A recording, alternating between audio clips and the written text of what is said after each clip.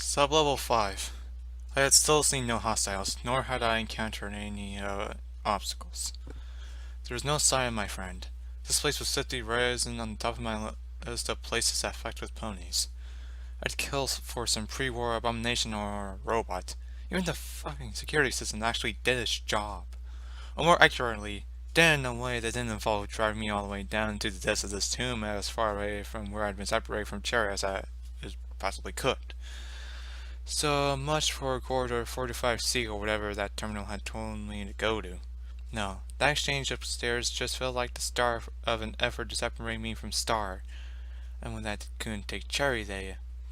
But I wasn't sure that was. I'd never seen a shield like that before. As for the door, the mere thought of the metal bastard was the target of most of my range at that moment. On either side of me, the walls were formed from pure white tiles, all pristine. I could see now why somebody may call whatever the fuck was in here a prissy ghost. Ahead, I could see the corridor's end. Through a glass window behind it, I could make out the room beyond. It was far darker, and the path I was taking traversed the vast space via a metal catwalk. Sublevel 6 doors were illuminated by the light of my pit book as I passed by, and I assumed it meant the floor I was walking above. The room was clearly a vast change from the spotless white laboratories I had been forced to wander through for what felt like hours. This new chamber looked far more industrial than scientific. In fact, it was despitefully like the room back in Churn, only on a far grander scale. The thick metal walls were lined with pipes and wires. Out over the main catwalks, I could see metal islands rise from the lower levels into which the vast, intricate spiderweb of walkways leading somewhere else inside this facility. Below, between the bases of the raised platforms, I could make out a great number of crates as well as droves of machinery, the likes of which looked more like monsters than anything somebody would dare operate. Under the shallow stilts that held up one of the catwalk islands aloft, I could see several large wire coils. A vast web of black cords snaked out from each, spraying across the room like a gray metallic weed. Above, the light trail had died, yet a faint red glow filled the otherwise dark air. Nothing but pipes, wires, and the gritted metal floor greeted me as soon found myself in a tunnel that looked far too much like home. If I had been tired, I might have wondered if somebody was reading my memories to recreate this. Instead, the metal grid on which I stood on held inches above the solid floor. Around me, the room was filled with more desks and their respective projects. The lights were beckoning to me once again as I found myself stepping down from the shallow walkway and onto the work area. Robots still bound within their hibernation pods watched me like silent sentries, unmoving as I dispatched several more aimless turns. On one of the desktops, a row of large glass tubes were filled with ragged lumps of flesh, the likes of which had been prodded and prodded with a million different wires, the contents now resembling an electrical concussion more than anything else. The plethora of sick and twisted experience only chipped away my emotional shield as I saw something with a better claim to the fact it was once alive. Beside the shower tank, amidst the glass and dried gruel, was the skeleton of a Pegasus strapped to a gore-stained medical table. Opposite the bones was the body of what appeared to be an earth pony, yet further inspection revealed the severed horn of a unicorn beside it, and my initial assumptions corrected themselves. "We make better ponies," the company's slogan flashed in my mind. Yeah, but cutting them up. I winced, not wishing to think about the true way to discover the supposed Pegasi telekinesis, then noticed the grizzled bones and the severed ring and felt not to gag. I was thankful that the terminal closet to the experiment was busted. At least curiosity couldn't force me to look what else had involved. Primal Magic, Test 404, was all dusted sets of notes beside the shattered screen made clear. Damn, this was like a museum for the insane, I thought as I passed several more gory jars. These ones had several heads and multiple ponies, all of which boasted more electrical testing equipment through skin and bone. Most unnervingly to me, however, was the fact they were all unicorns. If this was the work of the ghost, then I needed to get Cherry and get the fuck out of here. I really couldn't care less about the reward right now. Then, however, I know something that was not originally part of a pony. At least I thought it wasn't. Yet the new sight sent more shivers down my spine than anything from the gory festivities ever could. Found within the solid glass tomb were another of the mechanical exoskeletons. Its left and right arms missing. It was big, bigger than me, bigger than Star. From the way it had been imprisoned in the transparent block, I assumed the two-legged approach was its preferred method of getting about. For all intensive purposes, however, it looked like battle armor for a hellhound or similar creature. Yet the spaces between the silver segments that formed its body were far too tight to accommodate something quite that large without flying at first. Its figure like that of some demonic mixture of bird and reptile. Its chest and knee collar for sharp metal segments, symmetrical aligned. Its head was by far its most daunting feature. A pair of sharp dragon-like eyes staring down at me with a lifeless gaze. Its seemingly closed mouth was unrecognizable in the neat arrangement of metal plates that formed its face and the back of its head. The back of its skull was lined with several fine horns that, within the solid glass, seemed to levitate. In fact, the whole thing seemed to appear as if it were levitating like something was magically holding all the metal bones in perfect union. It was as if they were whole, while still mimicking the stature of some natural creature. The image of this thing, free and running after me, was horrifying. And most daunting of all was the fact it felt as if the strange metal form were reaching right into me, into my thoughts. I was angry.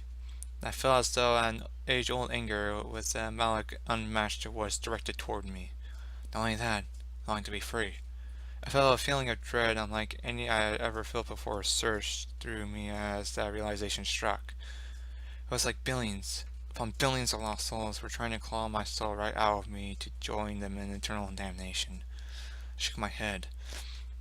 What the fuck? Was this it? The ghost? This thing? It was no more than a glass ornament. Below it was what I assumed to be its other arm, once again lacking the hand. I felt with more wires than a suit of power armor. Beside it were two small cases, each open and lined with now dusty blue cushioning. The combination locks on them were strange, not something I'd ever seen. At that, a part of me wished I could ask Cherry about them. Locks did seem to be her passion, and yet, don't remind me, brain, I grumbled bitterly. There were a few more scraps of the same strange metal, as if someone had been cutting stuff up to my right with the sickly green glow of a dusty terminal. Great, it was alive, and I was curious. You know curiosity is a death sentence, right? My wasteland hardened mind reminded me sternly. It just grumbled something along the lines of, you would know. And that seemed to shut it up, right up. Somebody had left this terminal on before their inevitable demise. 5 of its files had been tampered with, leaving only 2 accessible, one of which was an audio log. Program prototypes, complete. Weapons transferred to Stalinograd facility. Have a nice day. I raised an eyebrow. Something was making weapons out of this stuff. Prototype weapons? As though birds, I had a feeling such a weaponry had ever come to fruition, given that ponies were sucking the souls out of each other. At that, I moved on to the second entry, last of which had been entered later by same day. Damn, they've taken them all, both of them. And no good pile of horse apples, tail feather up, and Stalingrad has taken them. A frustrated mayor's voice erupted from the speakers far louder than I expected, and I cursed my curiosity with a quiet stream of profanities. Nobody knew where I was, they certainly did now. I even glanced up to the imposing armor within the glass, fearing that even this disturbance would have a bearing down on me. Confirming that wasn't the case, I hit the volume, knowing it as the angry mayor ranted on. I doubt Oracle even know what they have now. Yeah, sure. You find one star metal pillar and start the whole evacuation project. But by Luna, the moment you join under another company, you play by their rules. Am I right? Not that Mr. Hayland cares about the prototypes anymore. He's caught up with the cover stuff. And his wife? Well, you can forget about her. You got more chance getting an appointment with Twilight Sparkle herself than her. That's why I'm sending you this. She'll probably check. But I know you know your stuff. You keep it from them and add to your set. With any luck, they'll sack all of us by the end of the month, and I can get Moonglow and Starshine to send theirs through us too. Once we get to making more of these things, we'll be rich. I can think of a lot of companies who will pay big bits for weapons like this, and a few other that will pay a lot more. We're just relying on you not to slip up with the program. Got it? Don't let me down, Silver. Attached to the log was another file. Prototype Ethereum Blaster Blueprint 2. My pip put designated helpfully, flashing the message onto my visor. Well, it was about one thing. I need more of these things to even have hope of understanding it. Nevertheless, I downloaded the files. Who knows, maybe it was what our client was after. For some reason, I thought that as I trod on, diverting my eyes from every new horrific scientific display the room had to offer until I found myself back in the pure white corridor.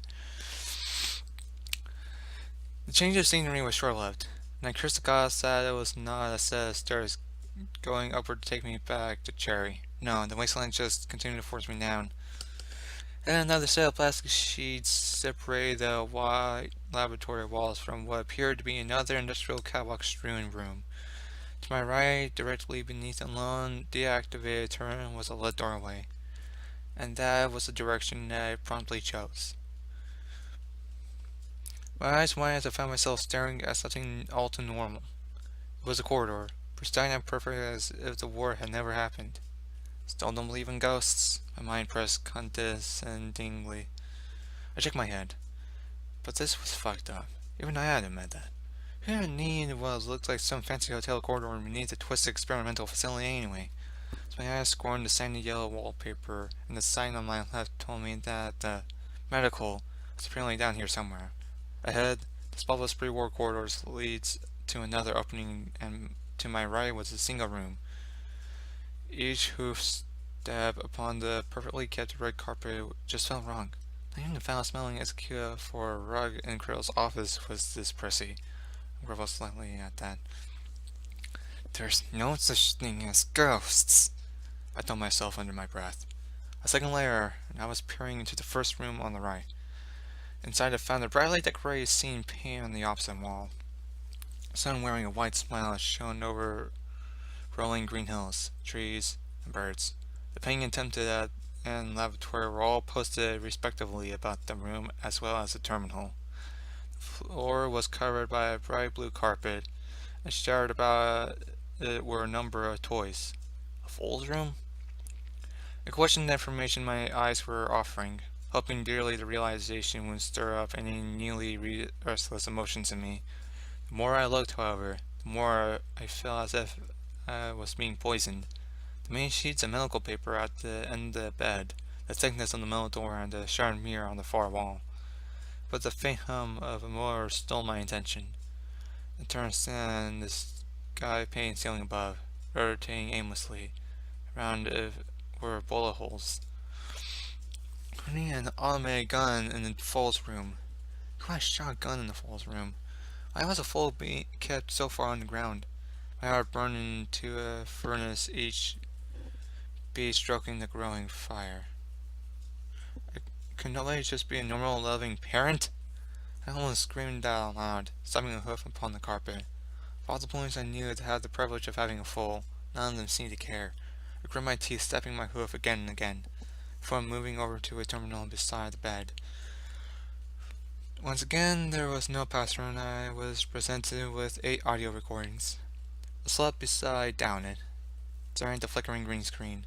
Then my eyes lowered to what appeared to be a trash can stuffed under the bed, and a sharp shard of shattered glass. Really? Microguns and now this? I was running out of ways to hate these century-old ponies. I reached down with a hoof, first to the glass. It was about the only unclean thing down here, coated in a dark layer of ancient crimson, as was some of the carpet beside where I had lain for what I assumed were the past few decades. Darkened crimson blood? Somebody had bled here, a lot by the size of the stain. Yet there were no bones, no sign of any struggle. What the fuck? What the fuck? I mentally screamed. What the fuck had somebody done in here? This was a fool's room. It was supposed to be a safe home. I banged a hoof on the bed, a rather pitiful gesture given the fact the soft air mattress absorbed most of my strike. The disturbance did reveal something else, however. A cheap metal bed frame buckled and shifted the trash can and disturbed a memory orb within. The smooth sphere rolled out onto the carpet, bearing a long dried smear of blood across it. I looked at it sternly. I was gonna find out what happened here. I was gonna know why somebody had been so careless. I scooped up the orb in my hoof and placed it firmly into my saddlebags. I knew better than to use it here, however. That didn't stop me from running through audio files on the terminal. Day 1.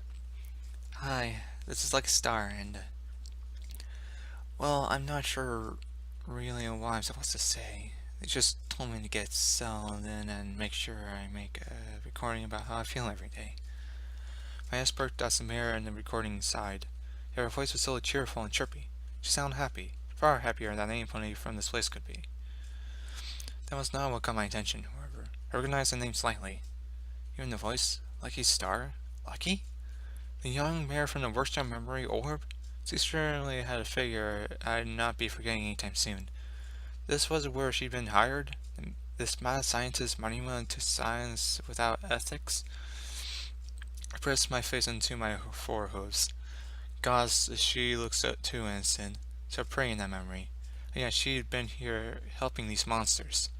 At that, I saw another gruesome side to the same bottle cap. No, they couldn't have. The brief image of one of the unicorn heads in the bloody jars, not to mention the one I'd seen strapped onto the medical table, flashed in my mind. No, nobody was that fucked up, surely. Let me stop putting in with the promise of a job, then. I was hesitant to continue the recording. The once burning frustration about the state of a false room had now been warped into a cold and sickly disgust. Well, I'm here now, so I think I should at least make something out of it.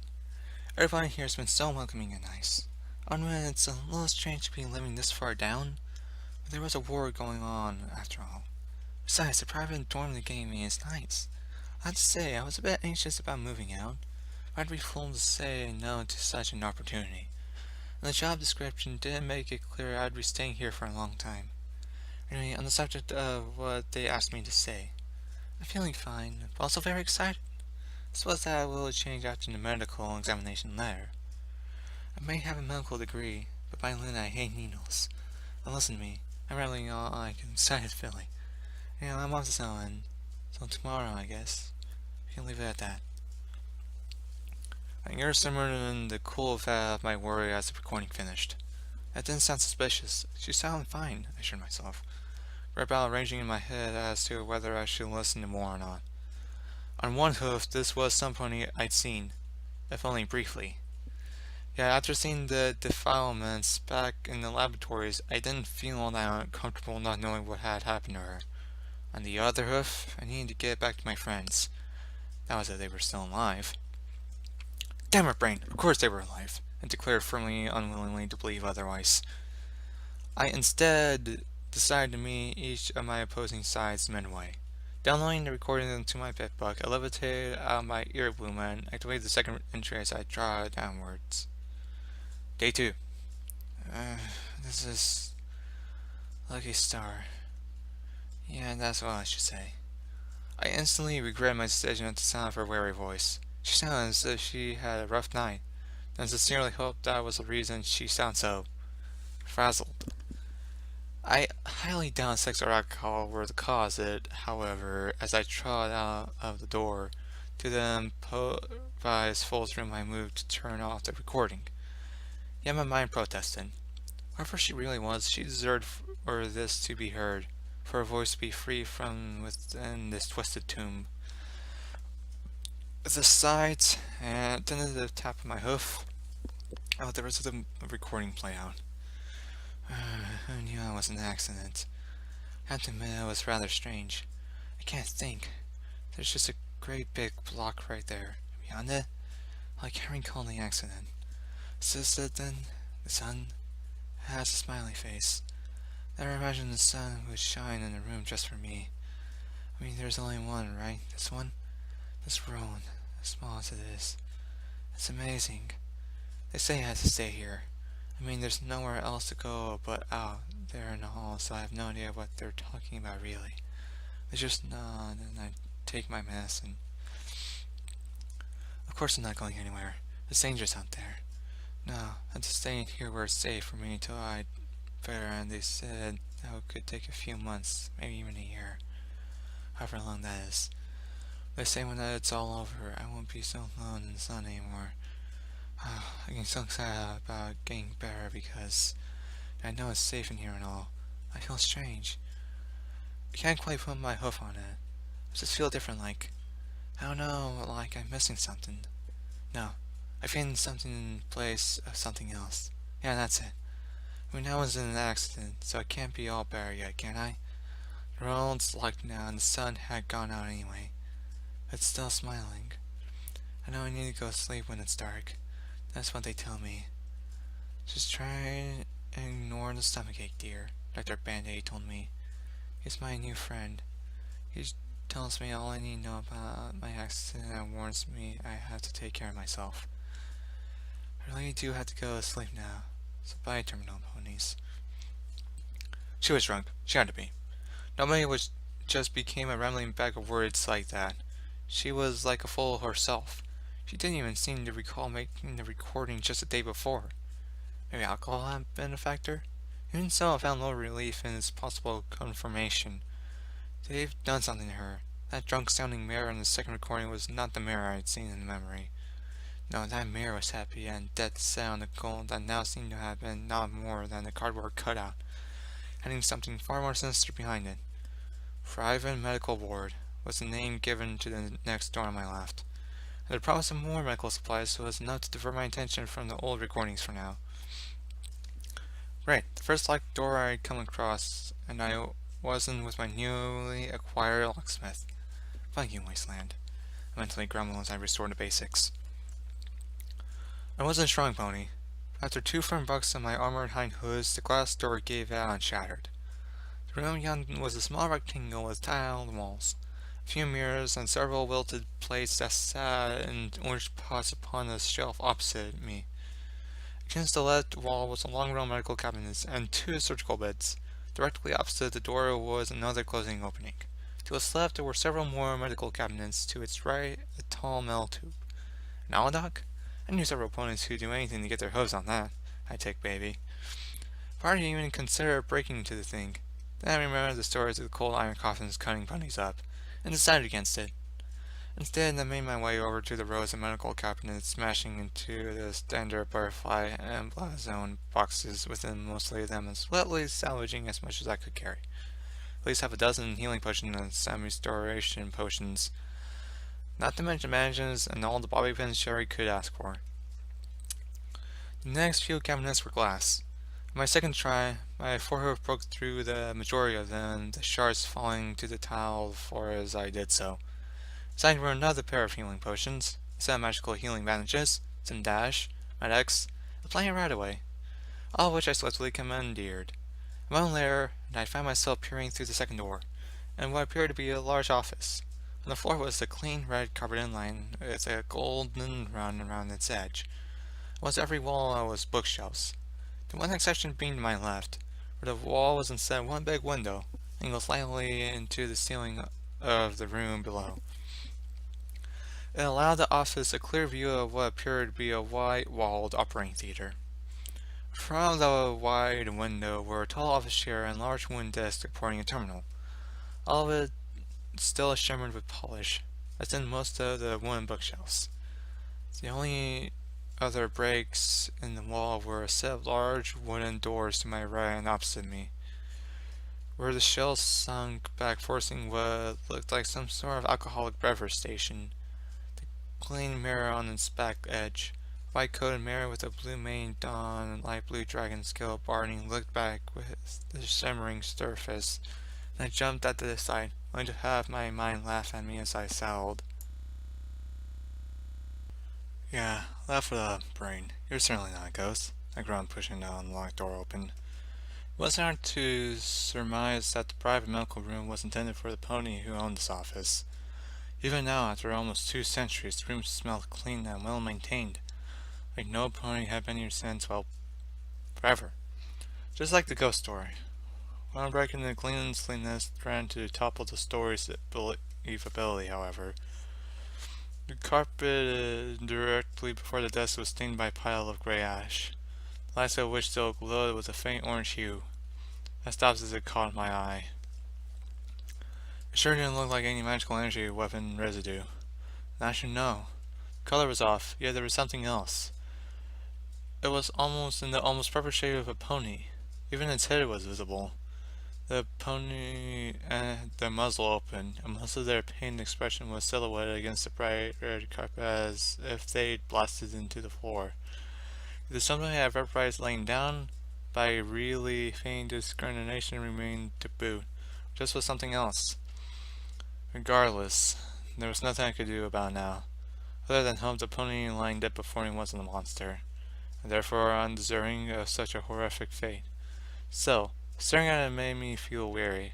Just like that strange set of imprisoned armor, it felt as if the ash itself were angry and trying to drill that impression into my head. With that, I softly turned tail to the glowing pile and moved around the desk. Looking out the window, I could see a wide hexagonal chamber lined with pure white walls. The roof was also white, the angled panels that formed it all carving on the flat section directly above the center, as did the angled office window. Beneath the central tile was the surgical table, thankfully empty. Around this sat a whole armor of expensive medical equipment, ranging from syringes and drips to medical terminals and overhead spotlights. Around the room, the same scene played out as many more spare medical machines sat silently. I gave the scene a curious look over before I turned the terminal atop the desk, only to find it locked. Oh, so now you want a password, I groaned sourly, sitting on the high-class office chair and removing my helmet with a flash of my horn. Fuck you, password, I asked to myself, rotating the chair after only 3 failed attempts. That was when something else caught my eye. A pair of buttons on the back of the desk. One was labeled Assistance, as I quickly realized that I wouldn't be getting that anytime soon. The second was labeled Overseer. I leaned back thoughtfully. Systems fully functional under stick the Overseer commander, I recalled from the upstairs terminal. What the fuck was Overseer? Curiosity then got the better of me, and, leaning forward, I tapped the button with a forehoof, and nothing happened. I pressed it again, and once again, there was nothing. My expression fell flat as dead in my ears. I slouched back against the thick cushions of the chair. What was I expecting? Tea and biscuits? No, not even this place was friendly. Greetings. I am the Overseer, Governor, and caretaker of this facility. I almost sent the chair collapsing backwards through the observation window as the sound voice sounded. My legs strained stiffly, catching on the underside of the desk, and stopped me before I could swing too far back. My head swiftly swiveled in the direction of the abrupt sound.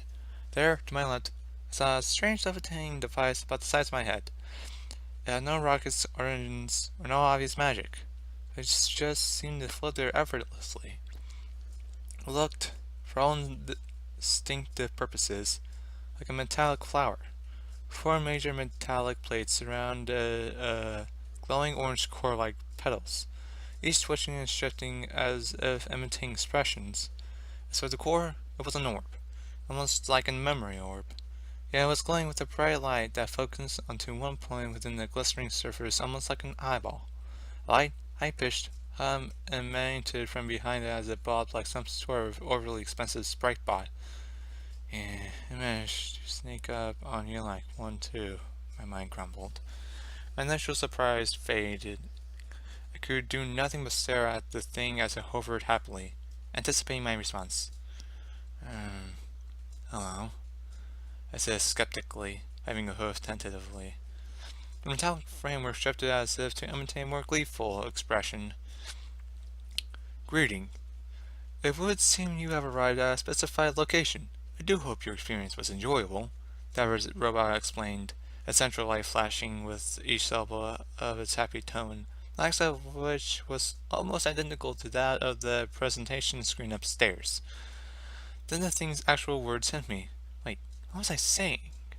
I'd arrived at the specified location? And no, the trip was not enjoyable. I looked away, sinking back into the chair. It was just another useless bucket of bolts. All I was gonna do was find my friends and then we were getting out of this stupid place. I sank further down as I realized that may take a significant amount of time, especially if I continue to lounge about like I was. Please excuse my interruption, but are you not to accompany me to the catalyst chamber? The hovering robot asked cheerfully. My head turned lazily. What? I asked dryly. I mocked a smile with his shifting frame before continuing. Indeed. Although, I have to admit your sudden presence was unexpected. My ears perked up, and the budding curiously was born from the male plane, consisting of boredom and a deep concern for Cherry. Firstly, what was he expecting? Second, did he know how to get out? And rather travel third, was this thing the damn prissy ghost? Really? This thing. What do you mean? I asked curiously, sitting up. His mockery of an expression turned to shock. I actually made a robot shocked. Well, there was one thing I never saw myself doing. You're an optimal candidate for the revival of the project, are you not? He asked curiously. I couldn't help but smile. I bet skeptically. I felt my curiosity blossom further. I certainly didn't recall it being the pony he described, yet he intrigued me. Say I am this candidate, I explained thoughtfully, rolling a hoof in the air generally. All I was hoping was that may be able to trick him to showing me the way out if I help play along. What does that mean? I leaned towards him. I will admit at first speculation I was unable to understand the lack of knowledge regarding the project. Every potential candidate has displayed a lack of acknowledgement as of late. Such a thing is strictly against regulations. Even so, I thought I made the direction quite clear to them with the limited system still functioning, as I did to you, he explained, his confusion only seeming to grow. My budding curiosity wilted as I lost him. His directions. Wait, upstairs terminal. The lights. My mind suddenly clicked. Wait. The terminal screen upstairs. The light trail. That was you? I asked abruptly. The levitating orb hovered closer, bobbing in the air as if a nod. Indeed, protocol dictated my response. You are an optimal genetic candidate. You are, in fact, a closer match to subject to than any of those who have preceded you. The bypass system made sure of that. Explicitly. He explained eagerly. Well, was eager as a robot could be. I raised an eyebrow, but he made it perfectly obvious that he, overseer as he called himself, was controlling the overly friendly security system. That also meant he'd separate us. My wonder flared red, and I felt an overwhelming urge to use one of my spark grenades, the one that involved killing robots specifically. He'd taken her away from me. I sat up sharply, stepping down from the chair, my magic ready to draw any number of my guns from its holsters. He split us up. What'd you do with her? I growled accusingly, stepping up to him. The mechanical construct lacked any concern. He merely floated back slightly. The only thing that was holding me back were his words. Optimal genetic candidate? I was curious. By the gods, that was a death sentence, but damn it. I was so curious. Curious enough not to hurt him to ask just yet. Not only that, I couldn't help but feel that fact was the only thing distinguishing me from the ponies he'd seemingly gone down upstairs. Metal plates around his eyes suddenly shifted to an expression that looked uncomfortably sympathetic. I assure you no harm was intended. Circumstances merely displayed the possibility that your progress may have been hindered. Sensors indicate all internal life signs are currently unharmed. He explained in the same charismatic tone as if were a little concerned at him. I bent back my retort, stopping a forehoof into the carpet. He split us up because I was being too slow for him? What the fuck was so important? Take me to them, now, I growled dangerously. Once again the bobbing ball appeared confused, like I should know exactly what he was trying to say and just not question it. You are an optimal candidate for the continuation of the project. allowing you to depart without the most basic solution would be against regulations, he explained, hovering over my side. The left eye lingering on the orb as he hovered to my left. Around my tail and then by the sound blaster leaning against my right. It felt as if he were double-checking his accusation, doubting himself. Funny, I never knew a robot could do that. Regardless, he didn't seem as positively chummy as his irritating voice may suggest. A moment of the robot's strange lust for eye-candy later, and the still eye appeared before me again. He clearly didn't understand the concept of personal space. What project? I asked, stepping forward firmly and forcing him to hover back as I did so. Project Destiny, of course, he said condescendingly as if above everything in my little life. I should know what that meant. Project Destiny? What the fuck was that supposed to mean? My mind went over the thousands. I found thousands of things I could remember from years in the wasteland, and not once had something like that crossed me. I met overseer with the same clueless expression. The notion seemed to unsettle him further. Only after all of that did he finally seem to get it. He had no fucking idea what he was going on about.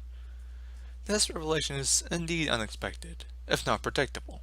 However, I am still to proceed as protocol dictates, he said dryly, before moving over to the double doors opposite the desk. My eyes flowed as the humming buzzed as the orb swiftly darted across the room. He was like a smart, mellow, and overly cheerful bloat sprite. Mine is the foul image, smell, and strange habit of shooting probes at anything that moved. More so, he'd failed to answer my question or act upon my request. Did he know I had at least 3 barrels that were eager to meet him if he didn't take me back to my friends? Then there was my more shameful confession. He still had me intrigued. Hell, man, I was kind of naive. I knew a star were here, he'd be holding me back. But if nothing else, I was going to find out what was so important, that it was worth splitting us up over so calculatedly. Please, do follow me. The overseer invited the door opening for him as he moved through. I turned and thinly retrieved my helmet. I began trotting over to the door. I graciously avoided the pony shit scorch stain on the cover and made an effort to have my magic warped about my saddle blaster at all times. Very few ponies in the wasteland were friendly. Even fewer of the robots were friendly. The way I saw things, few were still so friendly before the war.